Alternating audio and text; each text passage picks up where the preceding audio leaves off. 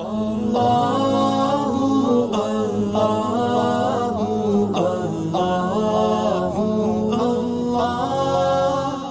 वालेकुम नाज़रीन, आज 23वां रोज़ा है और 23वें पारे की तकरीबन 363 आयात में से कुरान पाक का जो दिल है यानी सूरह यासीन, उसकी आयत नंबर 60 को हम आपके लिए आयत इनकलाब के तौर पे लेके आए हैं।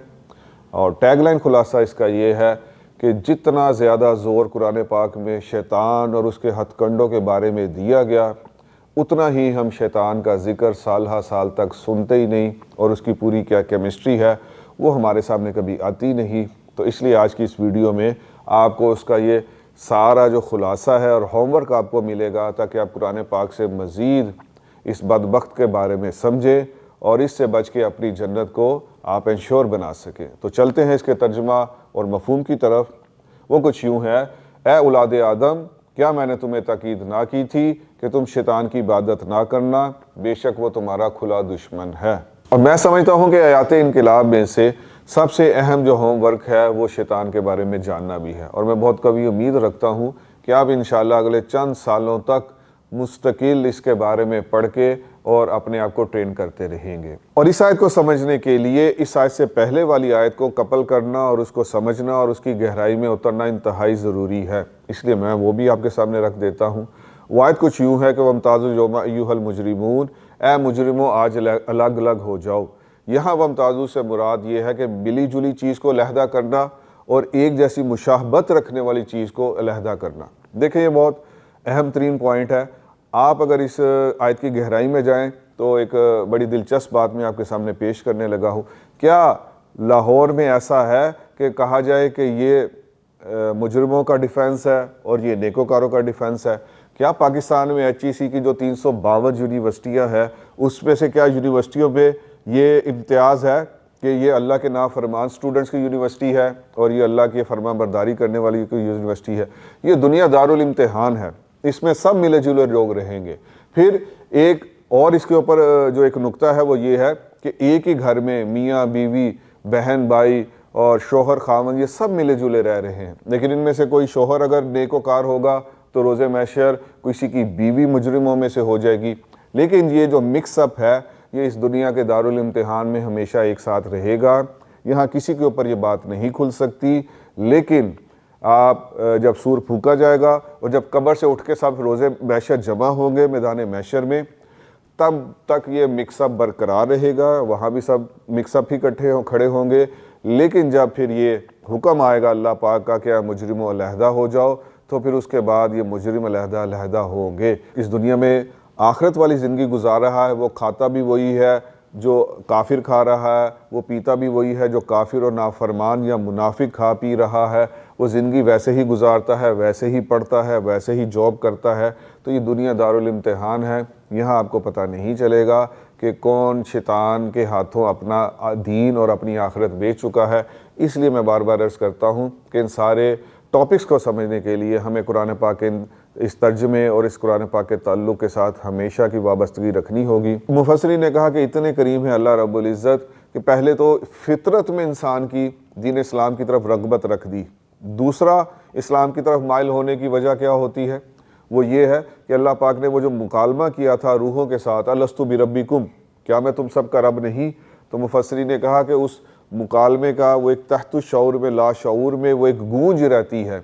इसलिए जो आप आज भी देख लें, पिछले 100-200 साल को भी ले लें, तो इसमें जो कुफ़ार के घर में पैदा होने वाले काफिरों ने इस्लाम कबूल किया तो उनकी फितरत की भी आवाज़ थी।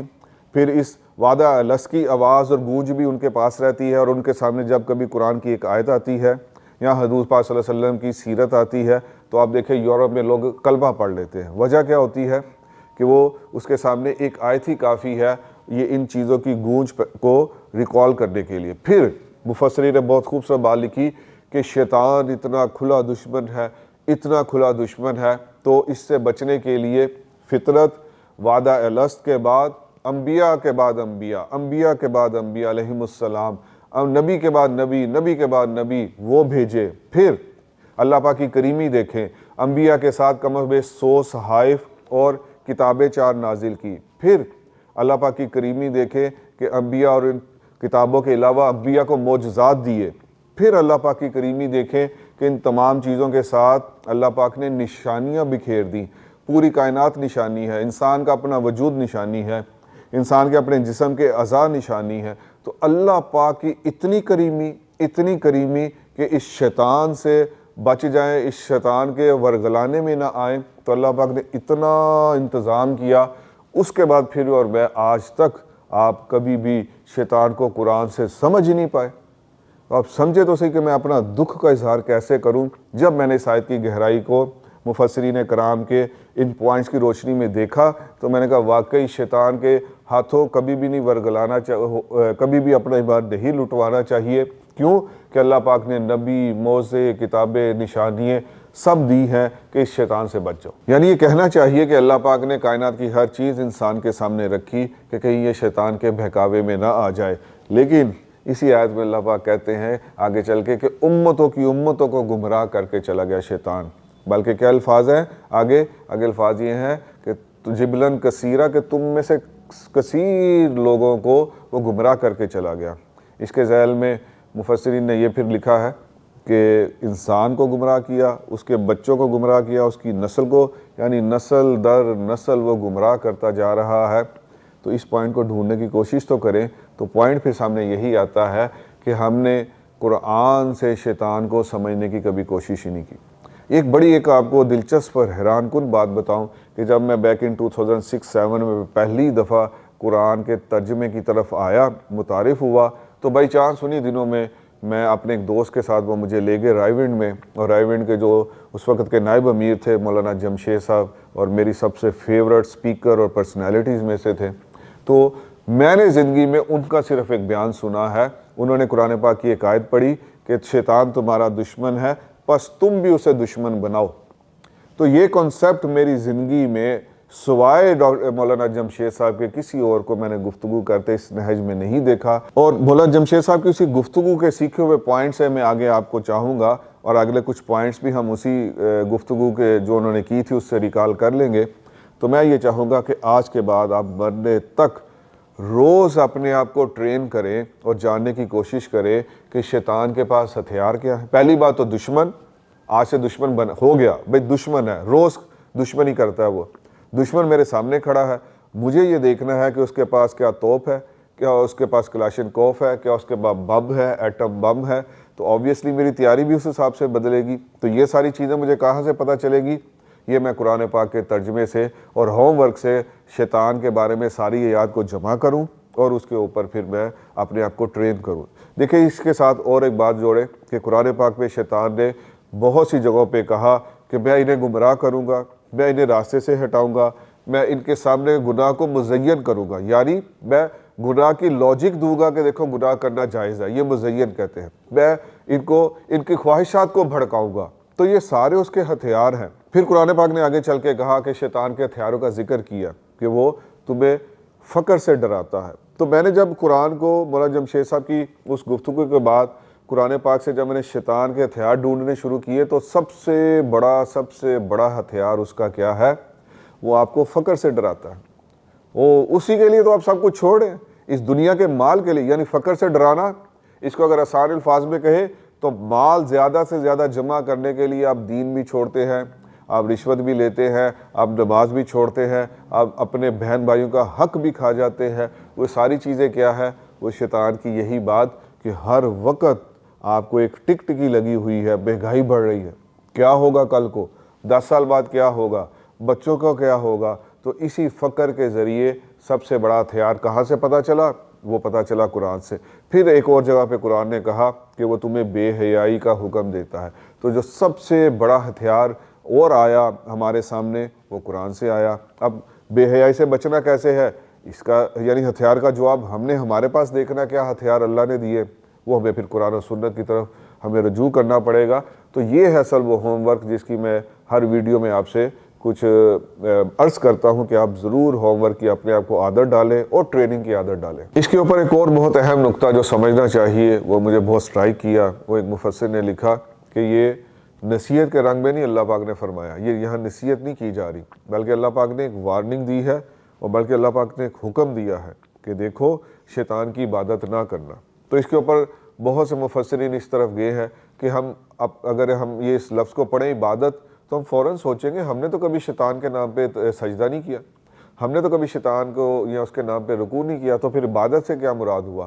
تو انہوں نے کہا کہ اللہ کے حکم کو چھوڑ کر اگر آپ شیطان کے اس دھوکے میں آ کر اور کوئی بھی اللہ کے حکم کو توڑتے ہیں تو بیسیکلی یہ اللہ شیطان کی عبادت کرنے کے ہی مترادف۔ اس آیت کے بعد جو اگلی آیات میں اللہ پاک نے ایک لفظ بولا ہے، بیسیکلی وہ اس سارے مضمون کو سمجھنے کے لیے بہت اہم ہے کہ کیا تم عقل نہیں رکھتے کہ وہ تم میں سے اکثریت کو بہکا کے لے گیا، یعنی تم نے خود بھی اپنے آپ کو شیطان کے حوالے کیا، تم نے اپنی نسل کو بھی شیطان کے حوالے کیا، اپنے بال بچوں کو بھی شیطان کے حوالے کیا، اور وہ آج سمجھنا بہت مشکل ہے۔